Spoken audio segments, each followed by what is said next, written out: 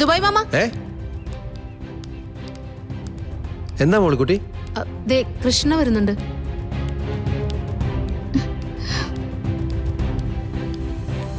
അച്ഛന് ജാമ്യം കിട്ടിയോ മോളെ? അറിഞ്ഞൂടാ. അതെന്താ മോള് കോടതി പോഞ്ഞേ? വക്കീലിനെ ഏർപ്പാടാക്കിയിട്ടുണ്ട്. വേറെ ആരും അങ്ങോട്ട് ചെല്ലേണ്ട കാര്യമില്ല എന്ന് പറഞ്ഞു. ആര്? സത്യവതിയമ്മായി. അതൊരു പുതുമയാണല്ലോ. കോടതിയിൽ ഹാജരാക്കും മുമ്പേ ആരെങ്കിലും കോടതി പോയാൽ എന്താ കുഴപ്പം? അങ്ങനെ എല്ലാരും പോകുന്നതാണല്ലോ. അത് കോടതിയിലെ അവസ്ഥക്കറിഞ്ഞ് ഞാൻ പേടിക്കുന്നു കരുതിയിട്ടാ. എന്നാ പിന്നെന്താ അവര് പോവാത്തത്? ആ മൂർത്തി എന്താ പറഞ്ഞു വിടാത്തത്? ബാക്കിയെല്ലാം ഏൽപ്പിച്ച് എല്ലാ കാര്യങ്ങളും ചെയ്തിട്ടുണ്ടാവും. ആര് പറഞ്ഞു? അത് അവര് പറഞ്ഞല്ലേ?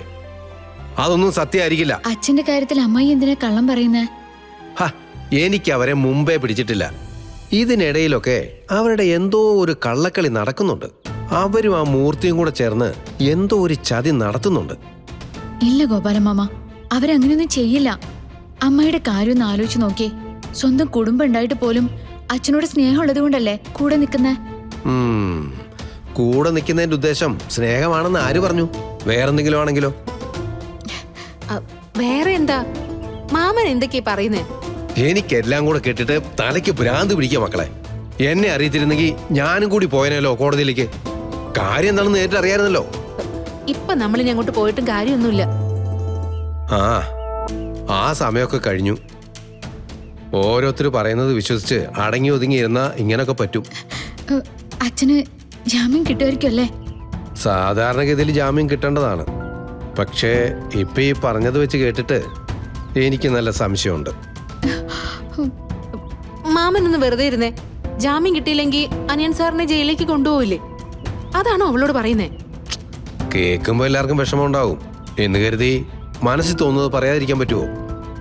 നിങ്ങൾ വിശ്വസിച്ചാലും ശരി ഇല്ലെങ്കിലും ശരി, ഇത് നമ്മൾ കണ്ട കളിയൊന്നും അല്ല. ഇതിൽ കൂടെ നിന്ന് ചതിക്കുന്നവരും ഉണ്ട്. അത് ഞാൻ തെളിയിക്കും. എങ്ങനെയെങ്കിലും തെളിയിക്കും. നോക്കിക്കോ. നീ മാമൻ പറയുന്നതൊന്നും കാര്യാക്കണ്ട. സാറിന് ജാമ്യം കിട്ടും, ഉറപ്പായിട്ടും കിട്ടും. എനിക്ക് ദൈവത്തെ വിളിച്ച് പ്രാർത്ഥിക്കാനല്ലേ പറ്റൂ മോളിക്കുട്ടി. അമ്മായി പറയുന്നത് അനുസരിക്കാതിരിക്കാനും പറ്റില്ലല്ലോ.